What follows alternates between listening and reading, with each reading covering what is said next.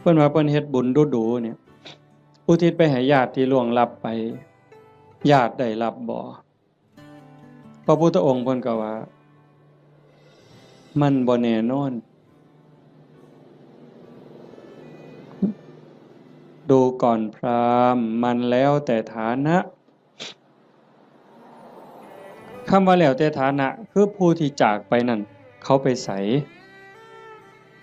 คันเขาไปตกนรกเขาก็บ่ได้รับผลบุญนี่ทันทีนรกเพิ่นบอกว่ามีอยู่457ขุม457ขุมบ่ได้บุญทันทีคันสิได้ก็ในเมื่อรับรู้รับทราบแล้วก็ยินดีอนุโมทนาสาธุ